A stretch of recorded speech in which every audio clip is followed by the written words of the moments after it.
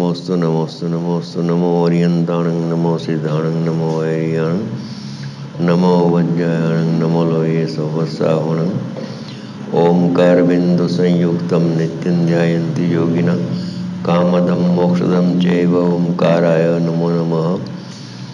मंगलम भगवान वीरो मंगलम गौतमो गणि मंगलम कुंद कुंदार्यो धर्मोस्तु मंगलम सर्वमंगल मांगल्यम सर्वकल्याणकारकम प्रधानम सर्वधर्माणां जैनम जतु शासनम नमः समयिसाराय स्वानुभूत्या चकाशते चित स्वभावाय भावाय सर्वभावांतर्चिते।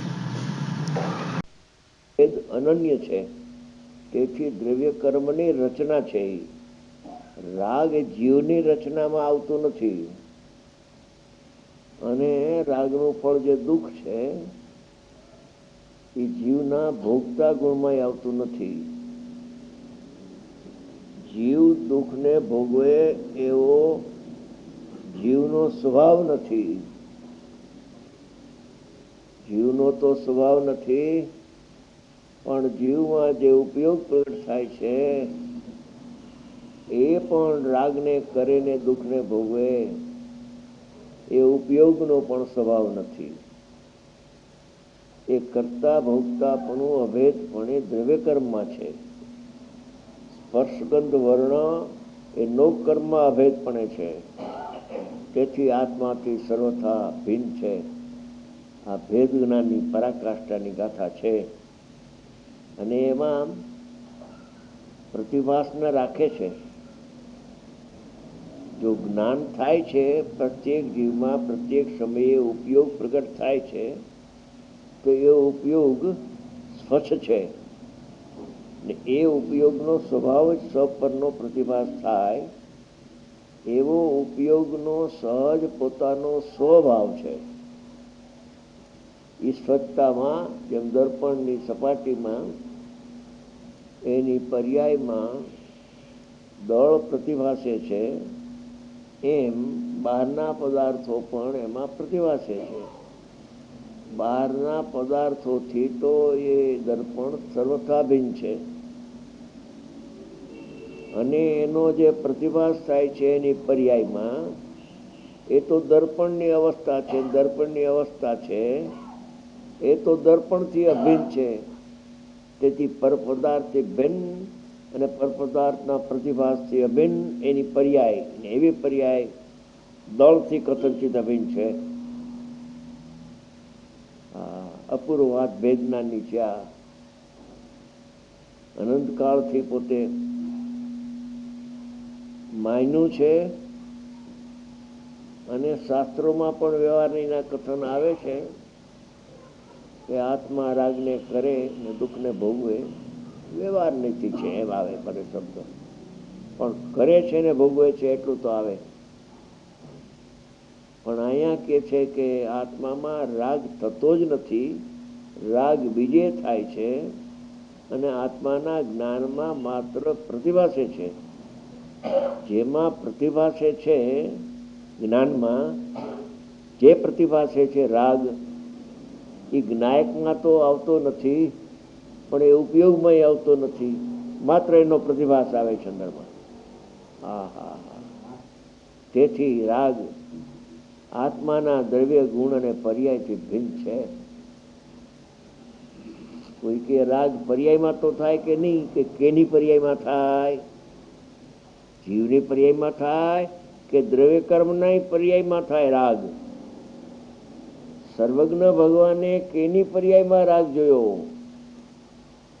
જે સર્વજ્ઞ થયા, સાધક થયા, ગણધર આદિ મુનિરાજ થયા, એ તો અનુભવથી કહે છે કે રાગી તો પૂતગલ છે.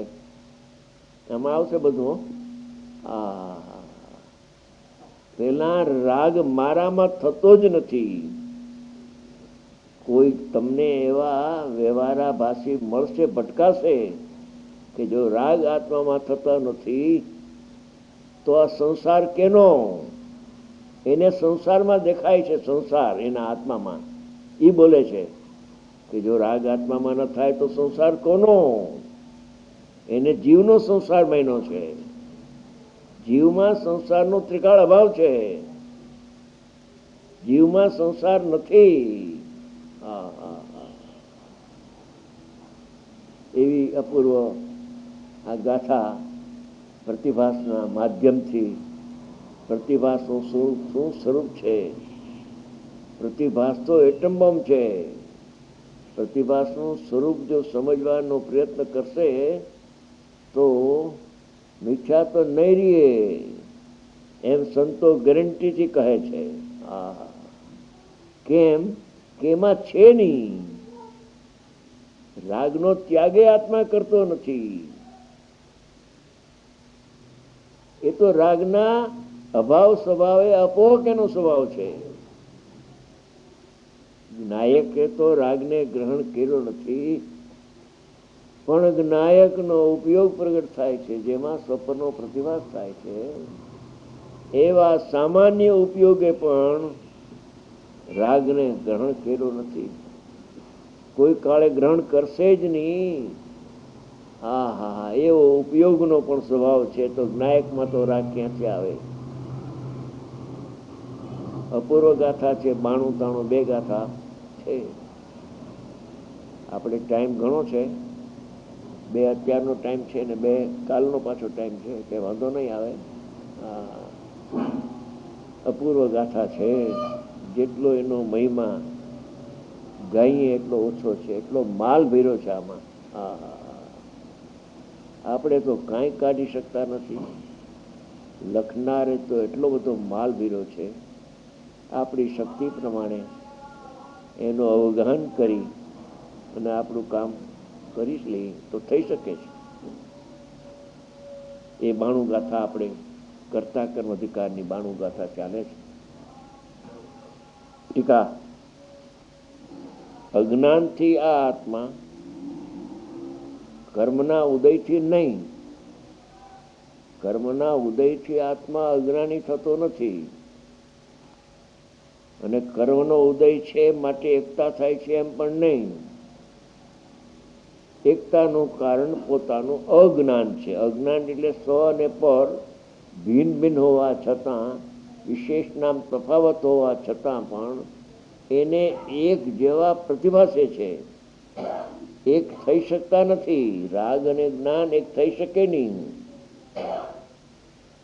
જો એક થાય તો જ્ઞાન જડ થઈ જાય ને કાં રાગ ચેતન થઈ જાય, મોટો દોષ આવી જાય. પણ એક થઈ શકવું તો અશક્ય છે.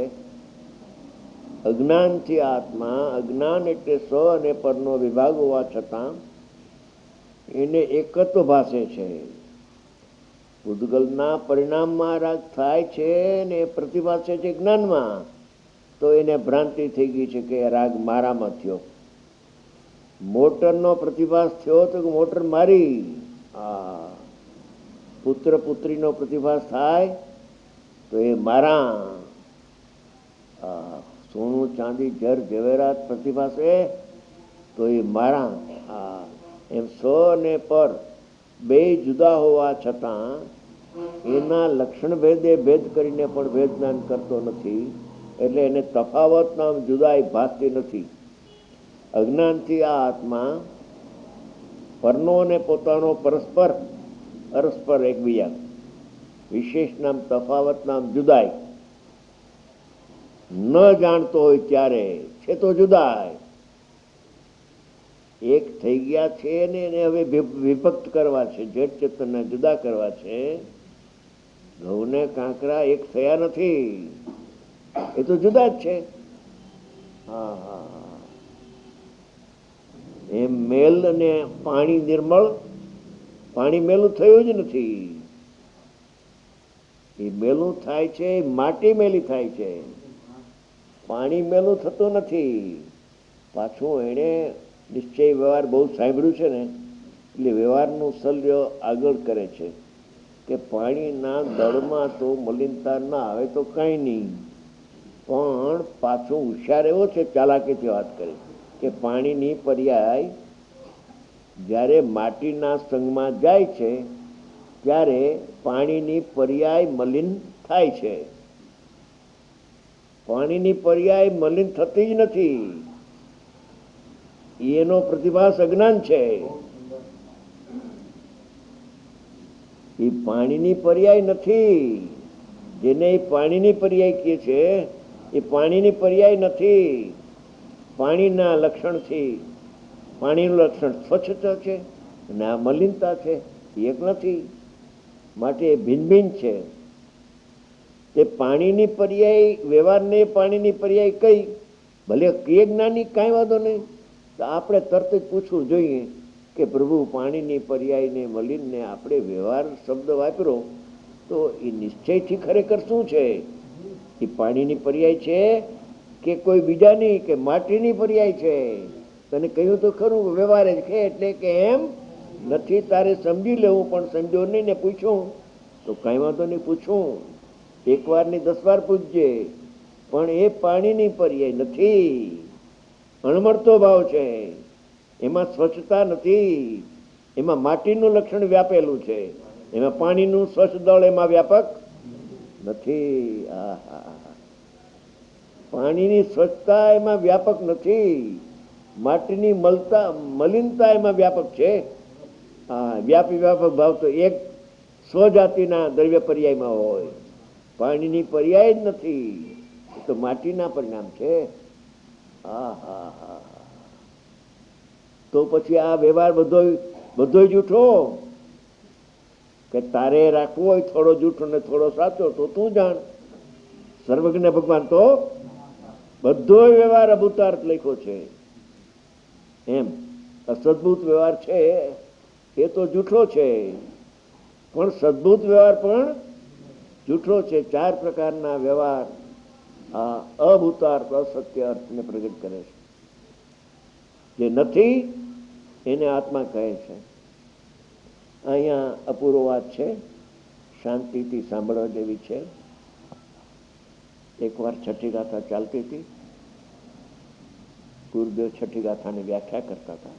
હું બેઠો હતો. પછી તો છાપામાં બધું છપાઈ ગયું છે, આ તો વાત કરું છું. એ પહેલો પારો જ્યારે આવ્યો ને ગુરુદેવે કહ્યું કે આ જ્ઞાયક ભાવ છે એ પ્રમત અપ્રમતથી રહિત છે. પ્રમતમાં મિથ્યાત્વના પરિણામ આવી ગયા, એનાથી જ્ઞાયક ભાવ રહિત છે.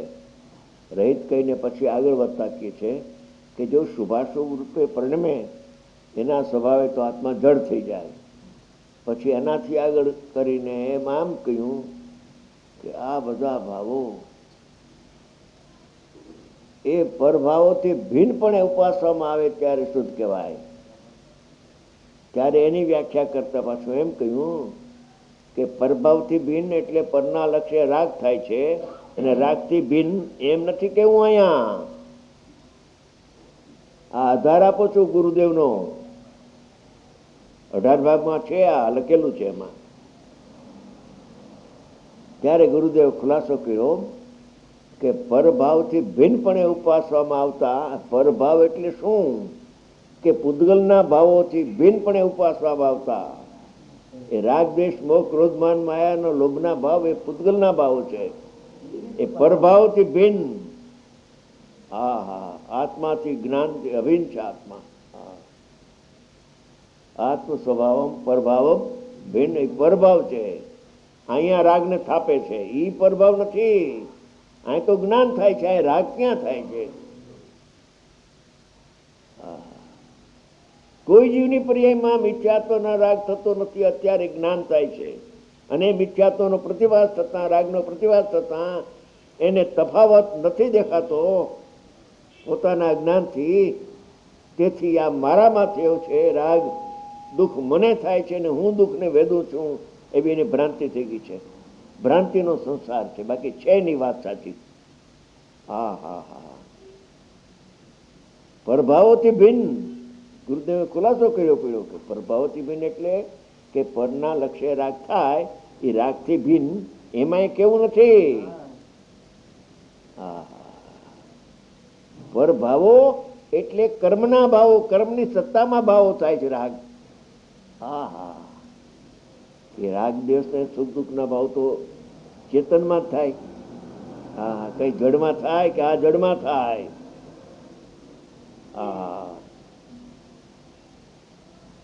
એક જીવ રાગ અને એક અજીવ રાગ. જીવ પુણ્ય અજીવ પુણ્ય બે પ્રકાર છે. ભાવ ને દ્રવ્ય છે તો એક જ ઠેકાણે, પણ જેને તફાવત નથી લાગતો એને એના લક્ષ્ય મારામાં રાગ થાય છે એવી મિથ્યા બુદ્ધિ ઉત્પન્ન થાય છે. માટે બે જગ્યાએ થાય છે એમ કહ્યું. થાય છે તો એક જ જગ્યાએ, બે જગ્યાએ થાય જ નહીં રાગ. આત્મામાં જ્ઞાન થાય ને રાગ પૂતગલમાં થાય છે. જળ કર્મમાં દ્રવ્ય કર્મનો એ અનુભાગ છે. અહીંયા અનુભાગ ક્યાંથી આવ્યો એમ પ્રશ્ન થયો તો મુંબઈમાં મને ઘણા વર્ષ પહેલા, સમજી ગયા, 20-25 વર્ષ પહેલાની વાત છે. હા, ક્યાંથી આવતા હતા જો. એક હર્ષદભાઈ કરીને અત્યારે તત્વચર્ચા કરે છે બોરીવલીમાં, એને વાત કરી કે અમે તો વિરારમાં રહેતા હતા અને સવારે 4 વાગે ઉઠી તૈયાર થઈને 4-5 જણા અમે આવતા હતા. સમજી ગયા. થાણાથી તો આવતા હતા એની અમને ખબર હતી, પણ આ તો અહીંયાથી આવતા હતા. હમણાં વાત એને કરી. એ ગુરુદેવ કહે છે કે અરે તારામાં તો જ્ઞાન થાય છે, પણ એ જ્ઞાન પહેલા તો એનાથી જુદું પાડ્યા પછી જ્ઞાન કેનું થાય છે એ બીજો પાઠ તો બાકી છે હજી. કે રાગને કરો નહીં તો કાંઈ નહીં, કેમ કે ભીંચ કરતા તો નથી, પણ આત્માનો સ્વભાવ પ્રકાશક છે ને. હા, વ્યવહારનું લાકડું ગરી ગયું મોટું, અત્યારે નીકળી જશે ધીમે ધીમે. ઘણા તૈયાર થઈ ગયા જીવ કે એને કરવું નહીં તો કાંઈ નહીં, પણ રાગ જાણેલો પ્રેમમાં લખ્યું છે કે કોણ જાણે કે આત્માનું જ્ઞાન જાણે, આત્માને જાણતા જાણતા એને જાણે.